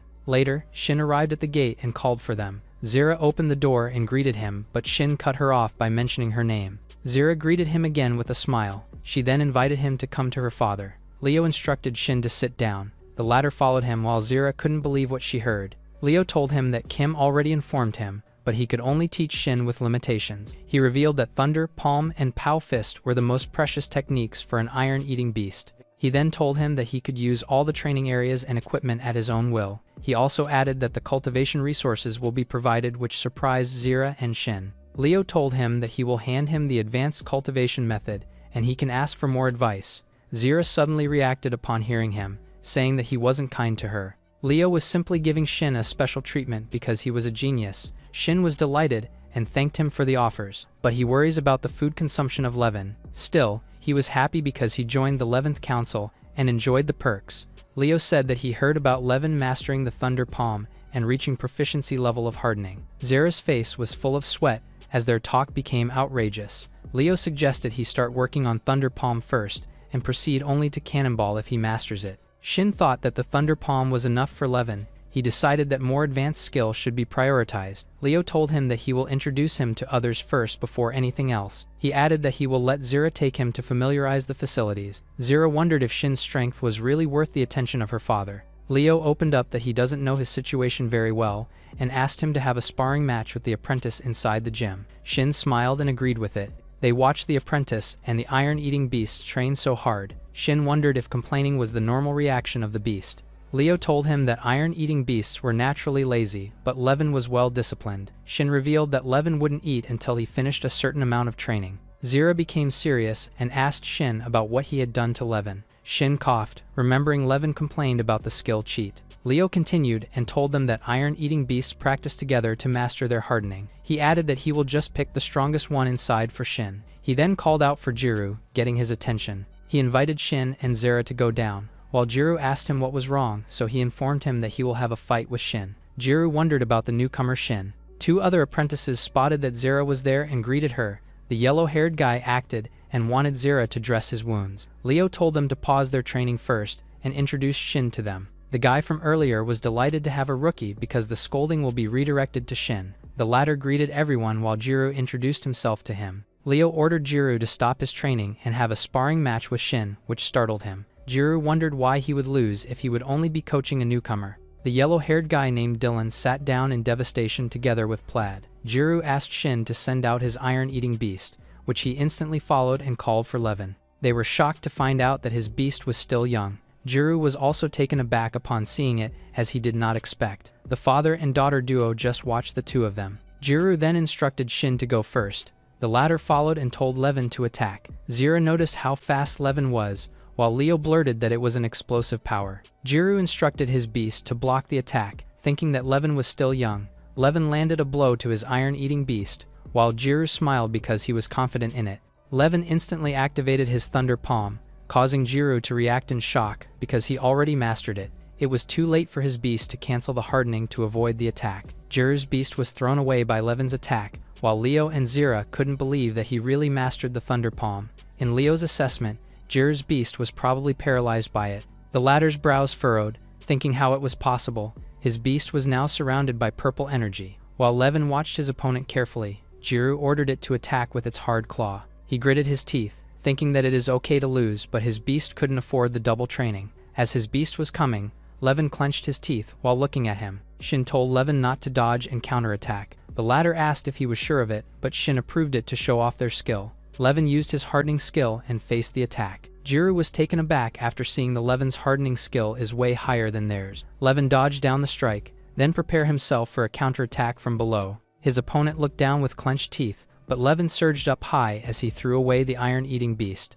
The latter landed on his beast master's front. Shin watched the two of them and ended the fight. Jiru couldn't believe that it was a young iron-eating beast with an awakened proficiency level. Leo announced Jiru's loss and told him that he'll be undergoing tough training. The latter's face was sweating while thinking that Shin was Leo's illegitimate son. Leo told Jiru to get his beast healed and asked Shin to come with him. The trainers from the back were about to ask Zira, but the latter ordered them to train harder from now on. Dylan complained that Shin was putting the father and daughter on edge. Meanwhile, Leo, Shin, and Levin went their own way. Levin seemed to recognize Leo, but someone suddenly called out to him. It was Zira, greeting her with happiness as he ran towards her. She carried and looked at him with worries, wondering what happened to him. Leo told Shin that he raised his beast really well because it was outstanding. Levin raised his fist, saying that is given while seemingly recognizing Leo. The latter told Shin that he had a bright future ahead, prompting him to give his gratitude. Leo turned to him, feeling ashamed that he couldn't teach him much more. His eyes instantly narrowed, and a blue portal suddenly appeared behind him. An iron-eating beast slowly emerged from it. It then settled down behind him, while he told Shin that he will demonstrate his path. Leo and Levin looked in front of them, being surprised by what they were seeing. A gigantic armored iron-eating beast was standing with so much aura and authority. Leo revealed that Levin's Thunder Pal must be at beginner level. He reiterates that when it hits it will severely paralyze his opponent. But Levin lacks penetrating power that could break through the opponent's hardened skills. Leo's beast turned its back from them, then its palm glowed with blue electricity around. It then attacked the dummy and broke it instantly in half. Leo told Shin that the intensity of experienced level Thunder Palm can cut the boar in half. Shin was overwhelmed and realized the real power of its skill, while Levin was overly amazed. Leo continued, saying that he noticed that Levin was exhausted after using Thunder Palm once. He gazed at his beast as if telling him to demonstrate it for a long time, which the beast instantly understood and activated his Thunder Palm that serves as an armor for him. Leo's beast was now engulfed with electricity, while he was saying that it was all the sign of proficient level Thunder Palm. His beast swiftly moved around, with him saying that Shin should train until perfect level. The device from above emitted a blue electricity. Leo added that after mastering the level, he could combine its speed and strength that could slice electricity. Shin and Levin found it amazing, while the latter was begging for him to teach. After everything, Leo told him that it was nothing and there is more. Shin gets excited, wondering what the flawless level of Thunder Palm looks like. Leo flicked his hand, and his beast raised its hand with green electricity surrounding it. It then transformed into a combination of Thunder, Palm, and Hardened skill, which made Shin and Levin curious about it. Leo's beast gazed at them and smiled, while Zira revealed that it was more powerful than a mere combination, because Leo's beast perfected it. She added that it was an esoteric skill, Thunder Armor. With that skill, the beast can withstand a sovereign-ranked beast for a while. She also said that combo was hard to master. Leo struggled to train his beast while mastering the skills with the same palm.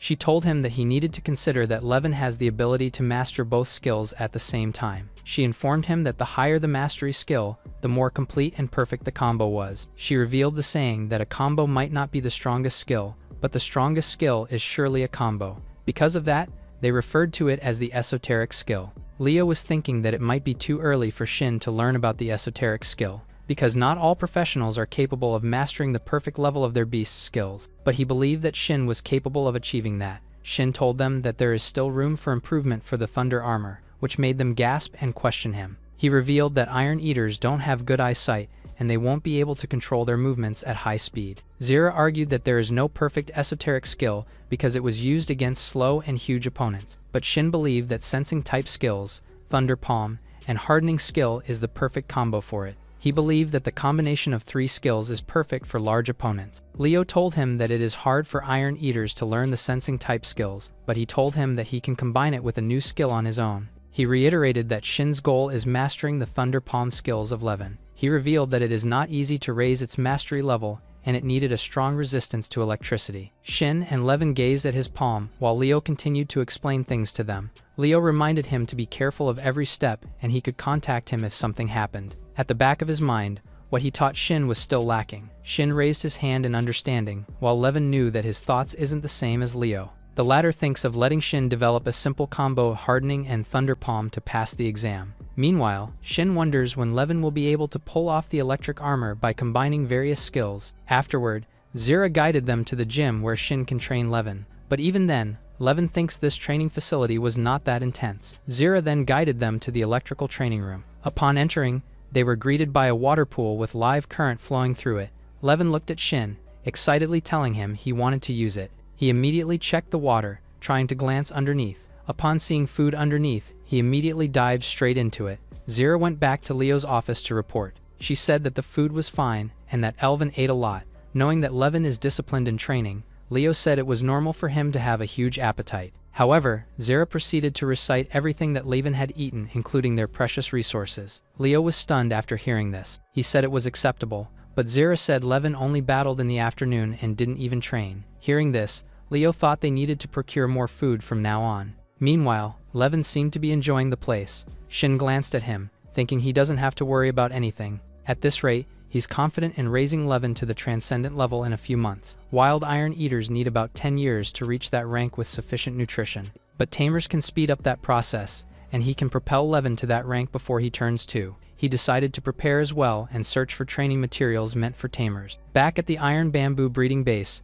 Zira handed him a flash drive for training methods. He held up the flash drive with a smile. Zira looked at him, understanding her father's hope of Shin raising Levin to overcome its race limit. She looked down and scoffed, to which Shin noticed it. She looked to the side and evaded his glance. But then, she was surprised when Shin told him to not worry. He assured her that he will use this to fully realize Levin's massive potential. Zira flashed a warm smile upon hearing his words. Back at their house, Shin decided to proceed with using the teaching skill on Levin before bed. Seeing how enthusiastic Levin is, Shin remarked he was getting used to it. Levin told him he was fine with training afterward. Shin whipped out the Thunder Palm skill from his skill book. He began teaching it to Levin to raise his proficiency. The next day, Shin woke up after getting a good sleep. He went outside, thanking the supplements that he was able to wake up now. But then, he was surprised by the sight that greeted him outside. It was Levin, seemingly looking depressed. He wondered why Levin looks awfully quiet today. He approached with a smile and asked him what was wrong.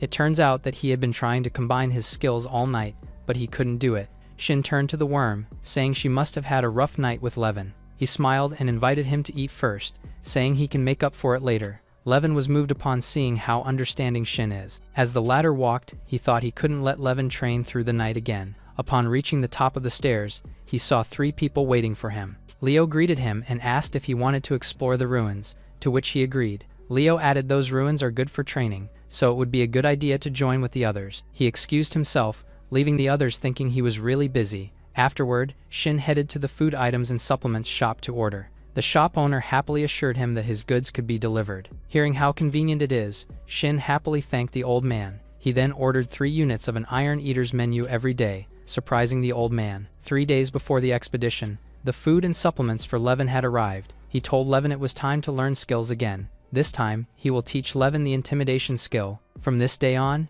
Shin declared him as the king of pandas. As he learned the skill, a surge of power flowed from Levin's paws. His mouth was left open as he tried to take the power in his body. Upon learning the skill, he stood there confidently. Levin was engulfed with purple energy as he roared. Shin seemed to be dissatisfied with the result of it. He deemed that the skill was fake because he couldn't feel the overbearing presence from the king. But Levin was just a cub and he looked really harmless. He decided to let Levin grow a little bigger before using the skill again. Levin was disappointed, saying that it seems to be not a useful skill at all. But Worm loses its consciousness because of the skill, deeming it the weakest beast. Shin heaved a sigh because of the result, while Levin only shrugged it off. Shin drank the supplements to restore his energy, regretting that he used the Intimidate skill. Proficient level Harden and experienced level Thunder Palm are what Levin needed for combo. The latter was able to meet the requirements, but he needed more practice to use the combo. He decided to teach Levin again even with the small amount of supplements left. He creepily walks towards Levin, which makes the latter tell him to take it easy. He instantly refused and told Shin that he could train on his own, but he insisted and grabbed him while Levin was still complaining. Shin told him that he managed to improve his physique too while training Levin. He exaggerated it by saying that he would be able to withstand Levin's electric palms soon. He then told Levin to bring everything that he could. Worm begged them to stop and give him some time to rest. After extensive training, it still didn't work for them. But Shin cut the thought and slept on his panda pillow, aka Levin. The latter opened half of his eyes and looked at him, while he was fantasizing about how soft and huge it was. Then, Levin was engulfed with golden lightning. With buzzing lightning, he launched towards his beast master. Later, Shin arrived at the bus stop. He had been asking around but found out that the ruins seemed to be designed for him. Only the intern tamers could enter normally, especially him because he was the one who triggered it. He suspected that someone was pulling a string behind. The soul of the statue that Kim mentioned was quite unidentified to them. He seemed to be getting distracted by something. Kai suddenly appeared and greeted him. He was shocked to find out that Birdie, Bari, and Jiru were with Kai. An old man suddenly greeted them. It was the president of the Tamers Association named Masa. The Beast Masters were relieved upon seeing him lead them. Masa instructed them to go ahead and board the bus. Birda suddenly reacted as he spotted Shin inside, but the latter was as confused as him because he was a doctor. Only then did he find out he was a tamer, while Birda asked if his body was okay, which he affirmed. Birda seemed suspicious about it because he had been buying supplements. He opened up that the supplements cleared out in the entire city. The same goes in his shop, so he was worried that Shin might not be able to buy some. Masa told them that they have a 40-minute ride, so he will talk about some warnings inside the ruins. He reminded them that they were the elites of the intern Beast Masters. He hoped everyone would gain something valuable inside the ruins. The buses arrived at the secured area, and one of the army instructed them to let them pass. Bird announced that they had arrived while Shin noticed that it looked undisturbed. Bird became excited because he had been really looking forward to exploring the ruins. He told Shin that if he failed to bring back something from the trip, he would spend his life with his fiancée. But he was curious how Shin will find a love life if he has a weak body. But the latter pointed at him and told him that it was a buff piling. He couldn't believe that Bird openly talked about his love life to him. The latter reasoned that the association told them that the ruins are safe. He noticed that the ruins put the armies at disadvantage because it was individual. He mentioned that they were outstanding, but they seemed to be lacking to them. Shin thought that they might be outstanding in teamwork, but in actual combat, he wasn't sure. Because if the army could clear the ruins, the association wouldn't have to call out for them. Birda was about to say something, but they were instructed to get out of the bus. As they walked, they felt the intense cold outside. Shin saw a bunch of stone statues lining beside the purple energy. It was the same as the statue in the association's garden. The statue's eyes glowed brightly, while he was wishing that it wasn't the relatives of the exploded one. Masa revealed that those statues represent the progress they had made inside the ruins. The soldiers managed to clear out the 2 trials inside, and the 6 statues represent each level. He also revealed that they were currently stuck at the 3rd level, prompting Birdie to think of how far can they clear it out if the soldiers can only clear 2. Jiru seemed to notice that the first 2 levels were difficult enough and they don't have any information about the other. But Masa told them not to feel pressure because the ruins will grant them rewards after each level was clear. He mentioned that there were facilities ready for them, and they can take trials multiple times in a month. He raised his baton with authority and asked if they were confident enough, which made all of them answer firmly. He added that they could apply to enter the ruins after their preparation is done while the soldiers looked down on them. Shin shut his eyes, seemingly trying someone. He then looked up with furrowed brows. He thought that he could make the statue submit to him once again. Masa spotted him as he walked away from the statue. Shin arrived in front of the soldier. Thinking that he could clear the 3rd level, he decided to enter the ruins, with Jiru and Kai on the other side rooting for him to have an outstanding result. He raised his hand and touched the currents, and decided to enter with ignited determination. Masa recognized him, remembering that Leo told him to keep an eye on Shin. He looked up, wondering if all the happenings were related to one another.